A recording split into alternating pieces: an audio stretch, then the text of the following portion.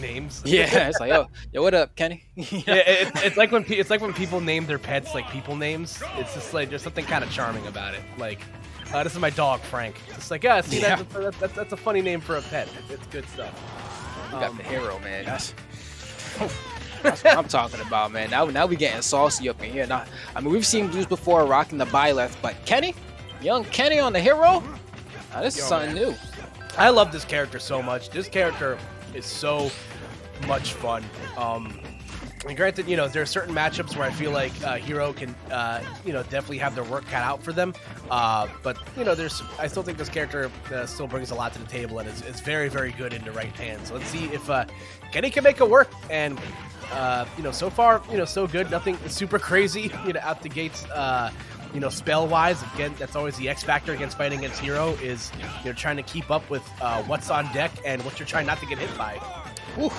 Yeah, no, that's exactly it, right? And especially like it's try not to get hit by the roulette, and also, praying you don't get hit by the roulette, right? It's like, oh, I got hit by Hero once, but he crit me, so I'm dead. Like, that never feels good for anybody. But so far, I mean, it's a pretty even game here. Kenny trying to close the distance of Blues is like, I don't really want to be like too close to you. And since I'm Byleth, thankfully, like we saw right there, you don't need to be. You can just space them out. The Distance Demon, aptly named. So excellent stuff right there from Blues. Able to get on the board first here, but Kenny still lurking. That was unfortunate. The sizzle evaporating like just before, Byleth. Quite unfortunate right there, but still lurking. Blues gonna take this lead and continue to work with it. Oh, okay, you just have to throw it out. And that's always funny to me because there are so many moments where you'll watch a Hero player play and it's like, oh, this is the move that instantly kills, even though they're like nowhere near it, but I'm just clicking anyway because it showed up on the meter. I was like, all right, be gone. But sometimes, they get like a back throw or something and it'll be all the way off screen and it'll get them. So yeah, right. I don't blame them. You never know sometimes, man. Oh. There you go. Yeah. Scare him to roll in. I thought he might go for a reverse smash attack, and zoom, there he goes, right over. And what I do love about that is that, a lot of times people are like, oh man, what do I do when he just kind of frums his way over there? But people forget that, like, you get like a little mini map. You can see where he's gonna land. That's a very valid point. The dash is not going to connect right there. Going to get the kill spark. It's not going to be enough to kill. Forced to recover high and still in disadvantage right now. This is unfortunately where Hero struggles a lot. The drop zone there. But no, the Zoom able to bail out Kenny to help them get back to the stage, but eating a lot of damage in the process. Okay, wow. Just like that. I mean, yeah, it's at 140 or something. Going through the menu, going to press it as many times as you can before the respawn. Gets 2 buffs, I believe, there. Oh, 36, just like that. Yum. That's eating good. Yeah, we eat tonight, for sure. There we go. Going to get the grab right there. Again, a lot of damage to make up here, but like you mentioned, Flambeau, the X factor of Hero is that you never really know what's going to be on the table next. So, he could get hit at 6, or Blues can get hit, at 60 near the ledge or some forward smash and explode. But not going to worry about it just then. The forward air will once again, take the stock right there for Blues as they are up 2 stocks to 1. So far, I mean, it's actually looking like Kenny should be able to bring this back. Got a good amount of damage racked up on Blues. Got that psych up, so you know what? He's motivated. So I'm like, is that going to be enough? He's got the Devil Trigger pop. Just need that one clean hit. But so far, Blues doing a good job of not allowing that to happen. The buff's going to run out pretty soon, but not soon enough. The back air enough might have just been enough for all, even without the buff there. I couldn't even tell if it doesn't matter. Doesn't matter. Say, hindsight in 2020 does not matter in that situation. Listen, that could have been, Blues obviously giving up the back air or giving up the stock right there to the back air. But again, a great read on the jump right there with the forward smash. Byleth, like we mentioned in the earlier set that Blues played, very, very good at covering the ledge. And Hero, again, being a slower character and just disadvantage, proved many times in that first game to be very, very hard for Kenny. And Kenny's saying, "Screw this! I'm bringing my friend Steve, Enderman, to the stage now." Oh man, so this is what we got going on. Okay, we got Steve's in Mexico. That's why I like to see Enderman out here getting the blocks down. We going mining, baby. We throwing out some cards, baby. And you better watch out because we all know by now what Steve can do, right? And for a lot of people, they were like, oh, no, this is not just Wi-Fi, all right? This character is cracked. So you gotta be careful. Look at him go. Swing. Zero effort on all these animations. I think that's my favorite part. It's just, my man has got perfect posture even when getting like does not beat out of him. But yeah, listen, this is definitely going to be an interesting wrinkle here. Byleth, of course, being a slower character, and Enderman, when they're able to get up close to you, this character can do a lot of damage on a slower character like Byleth that could potentially make or break the difference here. As you see, Kenny wanting no part in engaging here with Blues. Yeah.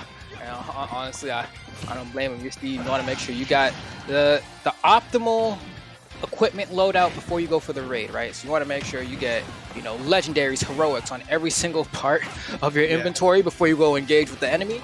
And that just makes sense, right? You're just trying to be an efficient, smart player right there. So yeah, you can be on the other side mining for a little bit. You can make sure you geared up, brother. You got to have full rune set.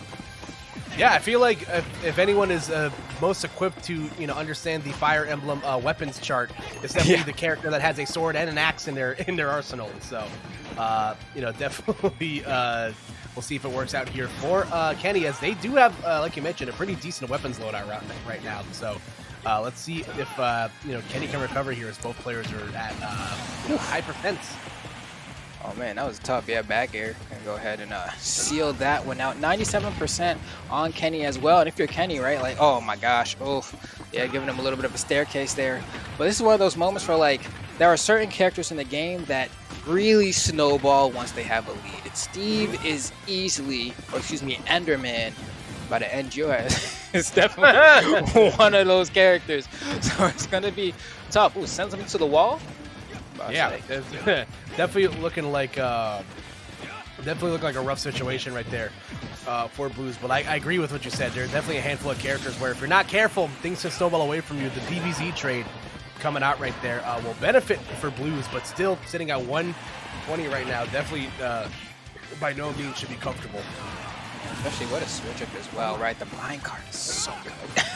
It is so good. I'm like a little surprised at that KO'd, but hey, if you're Kenny right now, you are ecstatic because you lost game one, switch over to Enderman, and now Blues, you can see this is a matchup that they are clearly not as comfortable in. They're still doing a great job of trying to close the distance despite the fact that Steve has so many options to box you out and literally will box you out with a box. Like there's so much that you have to look out for. But with that said, Blues, he's doing his best, man. Yeah, no, absolutely. This counterpick has definitely worked out nicely. As you see, Kenny trying to time the minecart to detonate the TNT block. And yeah, like you mentioned, definitely taking it at a slower pace, capitalizing greatly when Byleth is above them. That up air, up tilt combination has been very dangerous. A dash attack will kill right there, as like you mentioned, the counterpick working out nicely there for Kenny. Hero doesn't work, bring out the Enderman, and it worked out in spades. Yeah, now it's like, okay, well, if you're a Blues, what do you do for game 3, right? I'm like, I don't know if the Byleth is going to be able to make the necessary adjustments to come out on top there. I also don't know if Blues plays any other characters. Might just have to try to good player his way to a victory here, but that was looking pretty tough for them in that game there. We'll see if they got the answer, but I'm a little worried. Yeah, maybe looking for some Blues clues as to who they're gonna play in this next game. Maybe. Yeah, maybe. That was a reach. No, that was all right. Like there are different kinds of reaches, right? Like there's Space Jam, right? Like that's out of this world type galaxy reach, and then there's like, you just couldn't reach the shelf and you just needed a footstool. That's a footstool reach. That's okay. I'll let it pass. Oh man, you my friends. Easily. Yeah. All right. Nonetheless, it is going to again gonna get the costume change here. Again, I gotta respect the color counter pick. It is an underrated aspect of Smash for sure. So I agree. It'll be Edelgard going up against Alex here. So we will see if the switch to FD also makes a difference here for Blues. But again, Kenny looking to continue right where they left off with some really impressive vertical strings. Yeah, and I mean, honestly, so far this game, looking pretty good for Blues from the start, right? Like, granted, the last game did start with them to be relatively even, and then it kind of snowballed once Kenny was able to get that first stock. But so far, I mean, it's looking all right. Blues is hanging in there, swinging where you can, trying to dodge the mine carts, but of course you dodge the mine cart and the anvil falls on top of your head. It's like dag. Yeah, speaking of Looney Tunes, that's definitely very Acme Corporation right there.